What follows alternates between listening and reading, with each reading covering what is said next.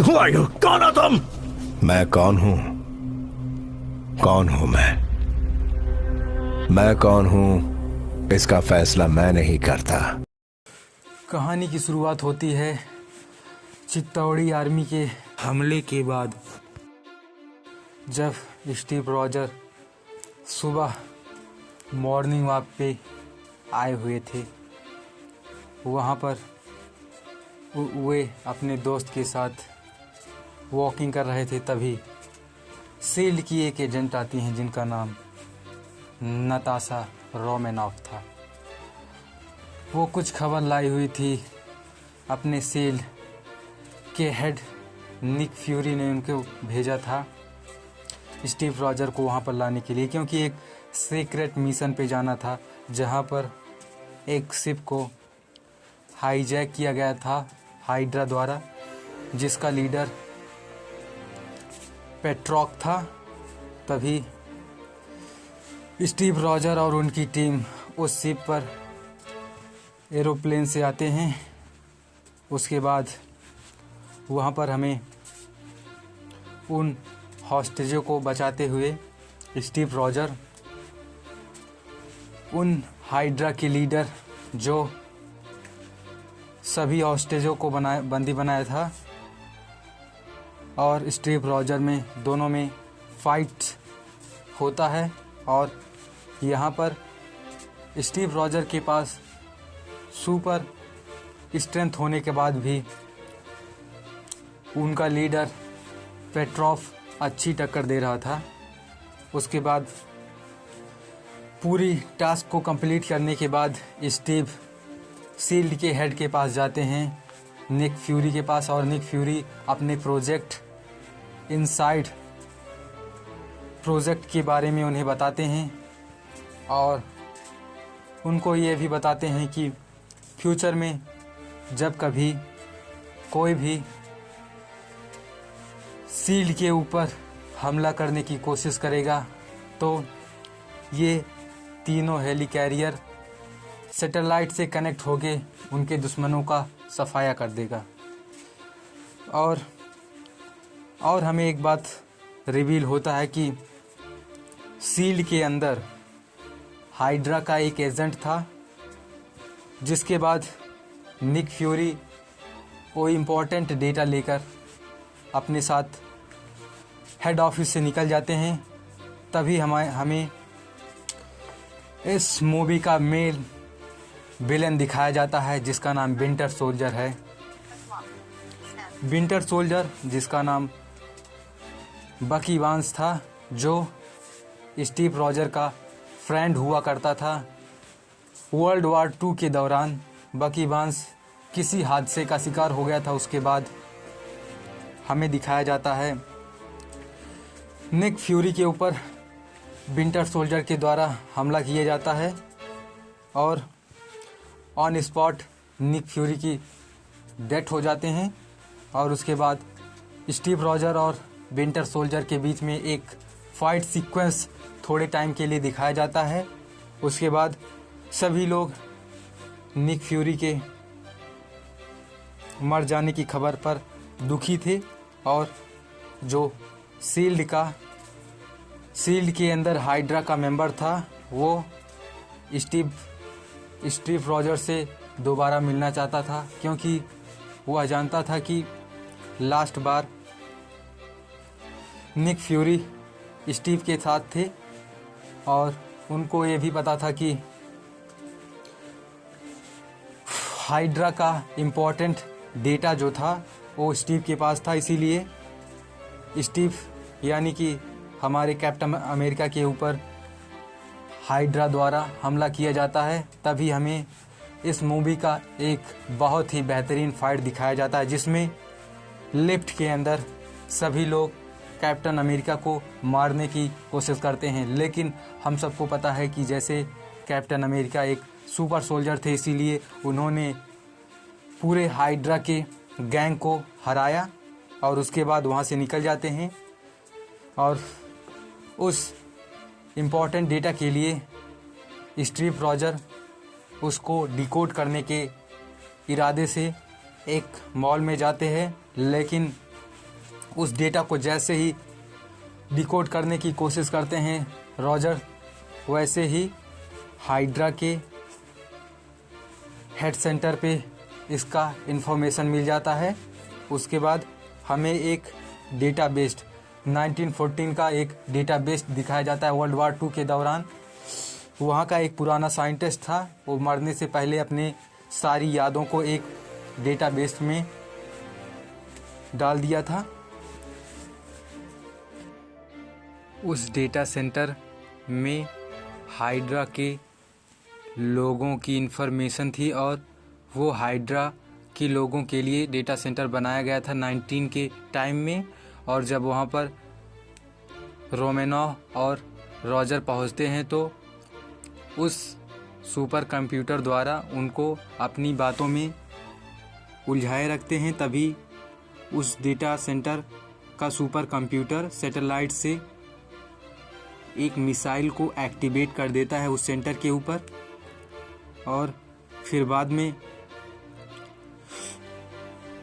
उस data centre के अंदर दोनों पर हमला होता है और किसी तरह स्टीव रॉजर रोमेनोव को वहाँ से बचाकर अपने दोस्त के यहाँ पहुँचते हैं। उसके बाद उन तीनों में कुछ बहस होता है और सभी लोग प्लान बनाते हैं, और उसके बाद हमें इस मूवी का मेन विलन दिखाया जाता है जो शील्ड के अंदर एक ऊंची पोस्ट पे था, और वहाँ पर विंटर सोल्जर भी आया हुआ था। दोनों में बात होने के बाद नताशा, रोमेनोव, स्टीव रॉजर और उनका दोस्त तीनों मिलकर शील्ड के एक एजेंट को किडनैप करने का प्लान बनाते हैं, और बाद में हाइड्रा के एक मेन ऑफिसर को किडनैप करने के बाद उससे उनके हाइड्रा के कुछ सीक्रेट जानने की कोशिश करते हैं, लेकिन वो एजेंट हाइड्रा का बताने के लिए मना कर रहा था। उसके बाद हमें इस मूवी का one of the best scene दिखाया जाता है, जहाँ पर विंटर सोल्जर और कैप्टन अमेरिका के बीच में एक बेहतरीन फाइट सीक्वेंस देखने को मिलता है हमें यहाँ पर। उसके बाद यहाँ पर एक बात और हमें पता चलता है, जो विंटर सोल्जर था स्टीव रॉजर का 19 के टाइम में फ्रेंड हुआ करता था, इसीलिए कैप्टन अमेरिका विंटर सोल्जर के ऊपर हमला करने से मना कर रहा था। बाद में सभी लोग वहाँ के पुलिस के द्वारा अरेस्ट हो जाते हैं। उसके बाद हमें इस मूवी का मेन विलेन, जो हाइड्रा का एक हाई लेवल का एजेंट था, वो शील्ड के अंदर था और वो विंटर सोल्जर से बात कर रहा था। उसके बाद हमें यहाँ एक और फेस को रिवील होता है कि निक फ्यूरी जिंदा थे।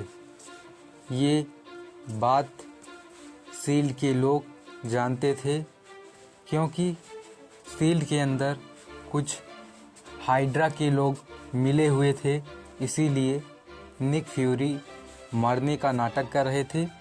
जब ये बात स्टीव को पता चलता है तो स्टीव बहुत ही खुश होते हैं। उसके बाद स्टीव शील्ड के हेडक्वार्टर पहुंचते हैं और वहां पर हेडक्वार्टर के अंदर सबको माइक के अंदर ये बताते हैं कि शील्ड के अंदर कुछ हाइड्रा के लोग मिल गए हैं, जिससे शील्ड बर्बाद हो सकता है।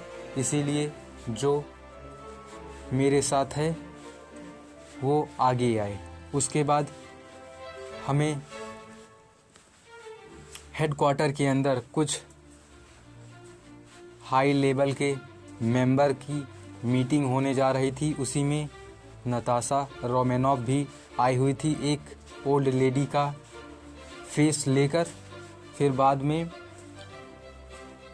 इस मूवी के मेन विलेन यानी कि हाइड्रा का हेड एजेंट को रोमानोव किडनैप कर लिया। पर जैसे ही रोमानोव ने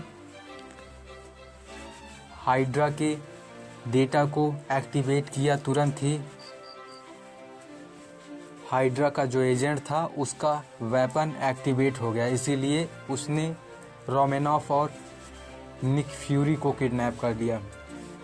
उसके बाद हमें ये पता चला कि नताशा, रोमानोव, स्टीव रॉजर और उनका दोस्त तीनों मिलकर तीनों हेली कैरियर को हैक करने की फिराक में थे। इसीलिए तीनों लोगों ने ये प्लान बनाया हुआ था कि सबसे पहले तीनों हेली कैरियर के अंदर का इम्पोर्टेंट डेटा को हैक करने के लिए उसमें तीनों हेली कैरियर के अंदर एक चिप लगाना था, जिससे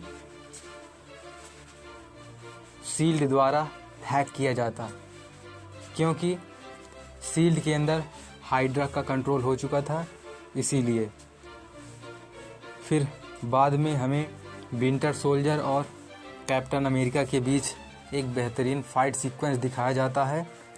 इसमें जब स्टीव तीनों हेली कैरियर के अंदर चिप को लगा देते हैं और हेली कैरियर शील्ड के कंट्रोल में आ जाता है, तब विंटर सोल्जर और कैप्टन अमेरिका के बीच में फाइट जारी होता है। उसके बाद विंटर सोल्जर द्वारा कैप्टन अमेरिका पर बहुत ही ज़्यादा हमला होता है, लेकिन स्टीव को पता था उसका दोस्त बकी है, इसीलिए स्टीव अपने दोस्त पर हमला करना बंद कर देता है और उसे मारने देता है। लगातार मारने के बाद, क्योंकि बकी बांस का माइंड ब्रेन वॉश कर दिया गया था, इसीलिए बकी की सारी मेमोरी चली गई थी, इसीलिए कैप्टन अमेरिका के ऊपर हमला किया जा रहा था। और बाद में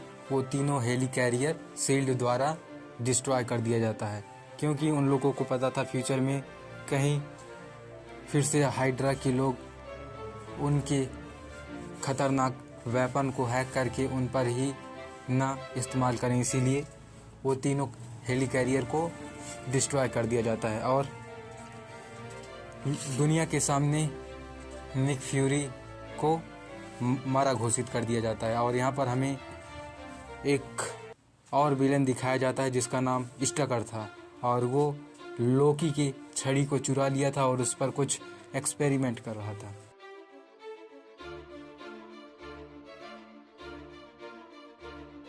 निकलो यहाँ बॉम्ब से। की जुबान ये लोग बहुत अच्छे से समझते हैं, क्योंकि डर की कोई जुबान नहीं।